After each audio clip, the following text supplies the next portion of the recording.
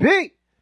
But me, your man, Louis T. Welcome to the 2019 NFL Draft Prospects 101 series, your guide to some of the biggest and hottest names of the 2019 NFL Draft. We're talking defensive linemen, and what has happened to this next defensive lineman over the last 3 months or so is really a shame. Here's a guy that worked his ass off to repair his image and really show that he was remorseful for what he had done and put himself in a position. He worked his ass off on the field and off the field to show that he was a model citizen, put himself in a position to be a first round selection. And he may ultimately still be a first rounder, but not being invited to the combine because of that past transgression, got into it with a female. It was caught on video. It was an ordeal that should have never happened. I've talked to people, most notably my man Sarge, who has intimate knowledge of any and everything that goes on with this Mississippi State football team. Generally, I get all of my information and intel from him, and he was kind enough to share with me some of his intel on a number of these Mississippi State players, most notably Jeffery Simmons, and that's who we're going to be talking about on this breakdown. And it's a shame that he wasn't invited to the combine because of that past transgression.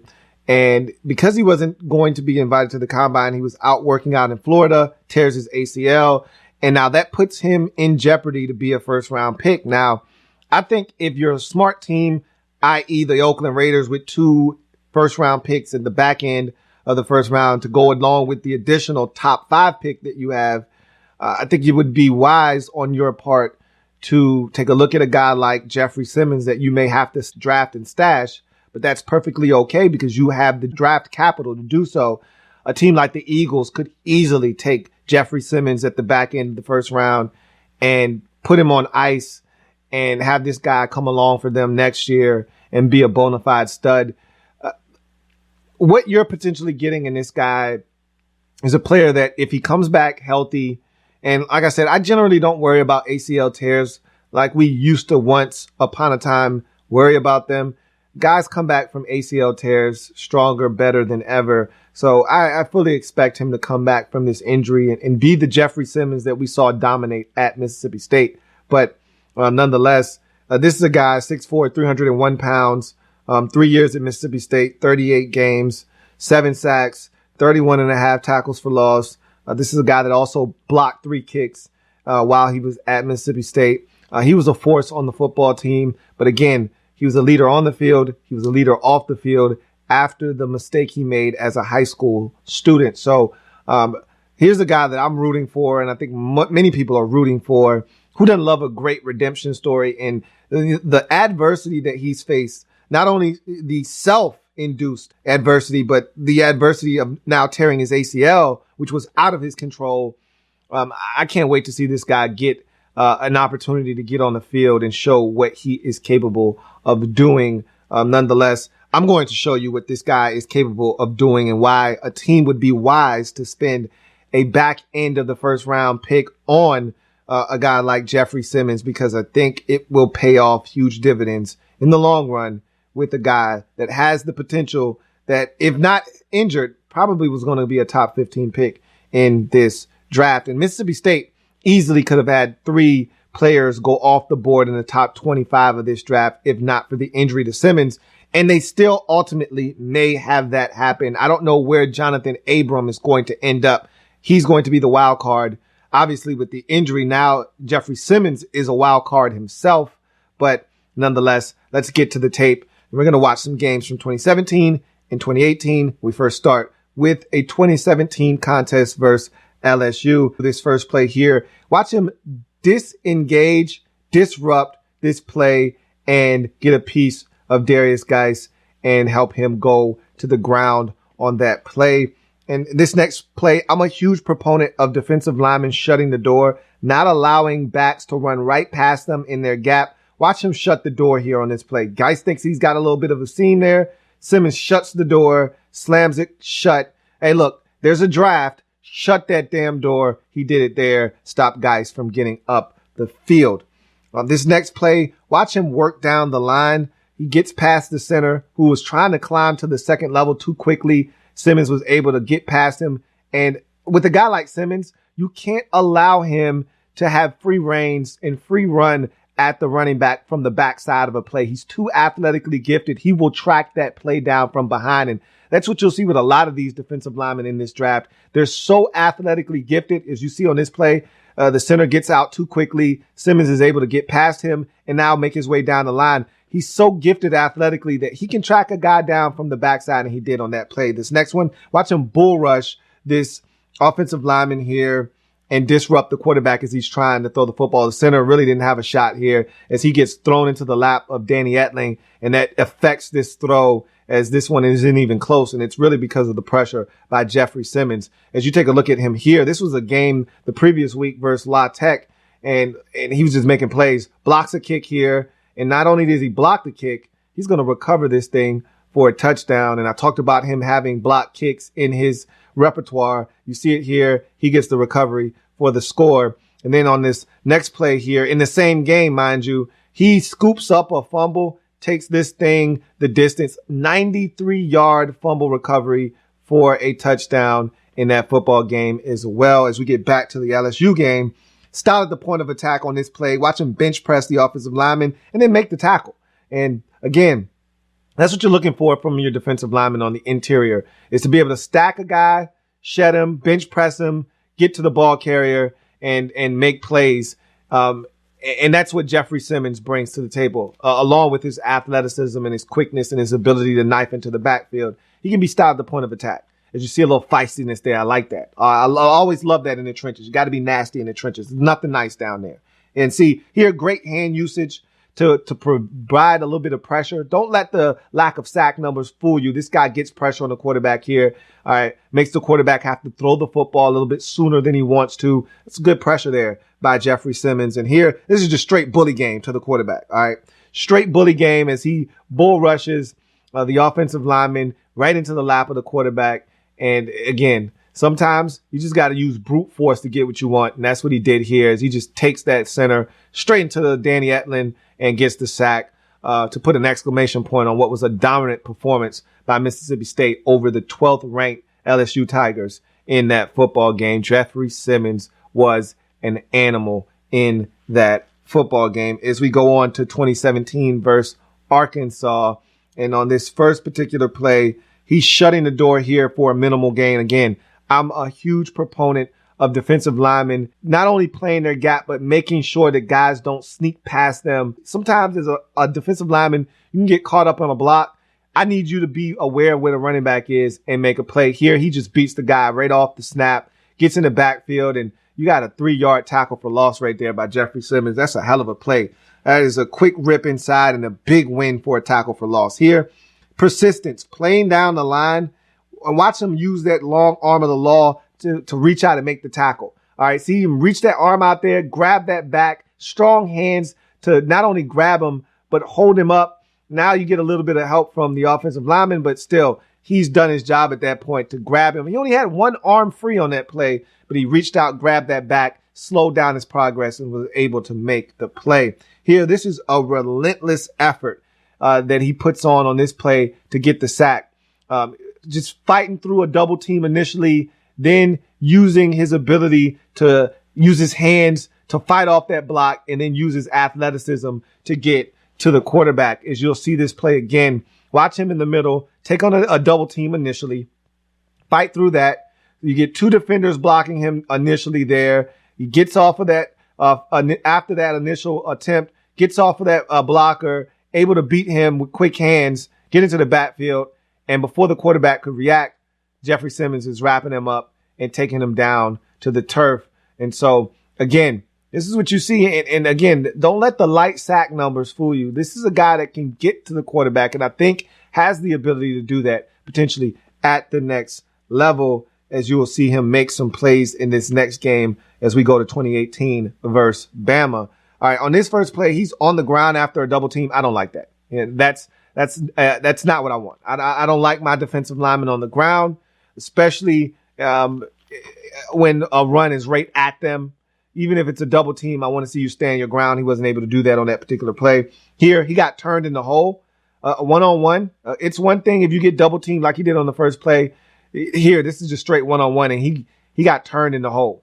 And I don't want to see that happen. He got uprooted and the running back ran right where he was supposed to be. This next play, though, quickness to disrupt this play, but he didn't make the tackle. But he disrupted the play with his quickness getting into the backfield, but Jacobs was able to avoid him and get up the field. Here, quick, lightning quick swim move to get into the backfield and chase Tua off the spot. Tua able to elude him, reset and fire down the field and create a pass interference situation. But again, that's a great job of getting off the snap with a ridiculously quick swim move to get in the backfield and bust up that play. He does it again here on a 3rd and 1. He's able to get into the backfield, avoid the cut block, and get to Najee Harris and force a 4th down. On this next play, the worst thing you can do is run away from Jeffery Simmons. And I talked about that earlier when that offensive lineman for LSU didn't really block him and he was able to come backside and make the play. The one thing you don't want to do is run away from Jeffery Simmons. As you did earlier in the game, you want to run at Jeffery Simmons, not away from him. He's too athletically gifted. And like I said, with these top tier defensive linemen, you don't want to run away from them. They're too athletically gifted. They'll track that play down from behind and add Jeffery Simmons to the list of Quintin Williams and Ed Oliver of guys that can track plays down from the backside. You see that play wins across the face of that guard and is able to force that play back inside to the help. And they're able to clean up the mess that was created by Jeffery Simmons. On this next play, nice backside pursuit on this play to really blow up the play. And again, that's what he brings to the table. Running away from him, not a smart idea. This last couple of plays, splitting a double team to make a shoestring tackle as you see him down at the bottom of that pile, making sure that the running back doesn't get into the end zone. And this is just pride. If you look at the score, it's 24-0. This is the 4th and goal. Alabama trying to put exclamation point on it, and Mississippi State's defense not having it. See how hyped they are? They're down 24-0, but they make a goal line stand and they're excited. They've lost that football game, but it's a matter of pride. And that's what you got to love about guys like Jeffery Simmons. They care. Even with the game no longer in the balance, he cares enough to make a play or two to make sure that Alabama doesn't get that final exclamation point touchdown. And so he was able to make a couple of big plays down by the goal line to stop Alabama from getting in the end zone on a great goal line stand. So we move on to the Mississippi State-Mississippi game, aka the Egg Bowl. This is a big one every single year in the state of Mississippi. And this first play, you see him with the discard and the tackling of the ball carrier. And that's a great job. This next play, nice defeat of the block with hands and then the pass breakup as he deflects the football. And again, you're not going to get to the quarterback. Make your presence felt by getting your hands up and seeing if you can't get your hands on the football. He did exactly that there. You see, he's not going to get to Jordan Ta'amu. Good. Get your hands up. Knock that football down. That's exactly what he did on that play. Here, he's going to force a fumble. And Jordan Ta'amu's a little sloppy with the football here, but that's a hell of a play. You see that little slap that he had coming around? I don't know if he did that on purpose. I'm just going to give him credit for it. The fact that he was able to get to Jordan Ta'amu and be able to knock that football out. Watch him get up the field. Ta'amu is running this one, keeping it on read option. Watch his hand come around. I don't know if he meant to do that, but that's sloppy ball handling by Jordan Ta'amu, but that's a great job of knocking it free by Jeffery Simmons. This next play, latch and snatch. I love it. I love when defensive linemen grab and then pull and throw these linemen out of the way.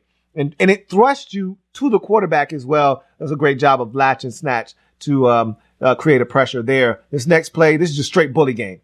Bully game into the backfield. Quarterback wanted to step up, nowhere to go. Jeffery Simmons took away that lane by taking that offensive lineman and putting him in the lap of the quarterback. And here he's just too fast. Too fast for the offensive lineman there. He had no chance. Stood no chance of stopping Jeffery Simmons from getting to the quarterback there. Great rush. And before the quarterback could even realize what the hell was going on, Simmons was already in his face. Watch the quickness off the snap. Beat him with the swim move. That guy's done. He is toast. And Simmons already at the quarterback, slamming his ass down on the ground and letting him know that he is there. So we finish up with his final collegiate game of his career in the bowl game, the Outback Bowl versus Iowa. And we'll take a look at what he was able to do Right here, he beats the guard across his face and a tackle for loss. Again, don't run away from Jeffery Simmons. It's not smart, all right? It ain't safe, man. It ain't safe running away from Jeffery Simmons. And you see it again there as they tried to run a little bit of a zone, outside zone there. And Simmons just simply not having it. Getting to the ball carrier, as you'll see it here. They try to go outside zone, and he just beats that guy across his face. And before you know it, the running back stood no chance as Jeffery Simmons was already in the backfield for a tackle for loss. That's textbook. That he'll be doing that at the next level as well. I mean, that's what this guy brings to the table. This next play, hands and quickness to get to the quarterback. You see this with Jeffery Simmons. Quick swim move there. All right, a little club, hands down, hand down, man down. You know the rules to the game. He's at the quarterback. And that's good stuff right there from Jeffery Simmons. That is excellent. We take a look at it again. Watch him slap the hands down. Club move right there. Boom, get your hands down. And hand down, man down. The other offensive lineman tried to come over and help too late. He's too quick for that. He's at the quarterback. Stanley is going down hard. And finally, there's more quickness to overwhelm the center and affect the quarterback and this pass. All right, watch him get past the center on this one right here. And he just overwhelmed the center. Center just had no chance. Simmons in the lap of the quarterback, and that affects that throw. That's a 3rd and 11. Open tight end there. Maybe you get it to him quick enough. He can get the football, maybe break a tackle, get a first down. Instead, that ball is high and sails on the receiver. Why? Because the quarterback didn't have the proper time to step into this throw and make an accurate throw. And the reason he didn't is because he was pressured on this play by Jeffery Simmons and Montez Sweat, a couple of guys that are probably going to be first-round picks in the 2019 NFL Draft. So as you can see, I think that he has the ability to get to the quarterback a little bit more than people give him credit for. And he's going to be a nuisance in the run game. He's going to be a presence up front in the run game. But I think there is the ability for him to be a prominent pass rusher at the next level. And that's where this next comp comes into play, because I think that he's got the same kind of size, same kind of athleticism and length as the guy that I'm going to comp him to in Buccaneers defensive tackle Gerald McCoy. I see a lot of the same athleticism. I see a lot of the same size. I see a lot of the same length. A lot of the same things that made Gerald McCoy one of the more dominant defensive linemen in the league when he was at his peak. I see a lot of those same qualities and characteristics in Jeffery Simmons. And I think this guy is going to be a phenomenal football player for whomever drafts him. And I think if your team with a late first round pick, you'd be remiss if you're not having the discussion of the value you're getting with a guy that, if he were healthy, would be a probably top 15 pick in Jeffery Simmons. You'd be remiss if you're not having that discussion in your draft room. I'm not saying, I'm just saying. In any event, I'm your man, Louis T, signing off. Remember, if it's not your man T, it's not the best NFL coverage it could be. Make sure you subscribe to the Louis T Network for more great content. There's plenty more where this came from. So subscribe to the Louis T Network for more great content. Also, check out the podcast, Louis T Network Podcast, available on Stitcher, Google Music Play, iTunes, TuneIn, Spotify, and of course, the website, louistnetwork.net. Very draft intensive on the pod right now. So check that out as we rank all of these positions and the players at these positions on the pod. So check it out. A lot of good stuff on the podcast. And remember, draft party, breaking down the draft. We're watching it together live here on the Louis T Network. So join me for the draft party as well. Mock draft soon to come. So much going on the Louis T Network. That's why you need to subscribe, turn those notifications on, and check out the Louis T Network podcast as well. I'm your man, Louis T, signing off. I'll see you next time. Have a good one.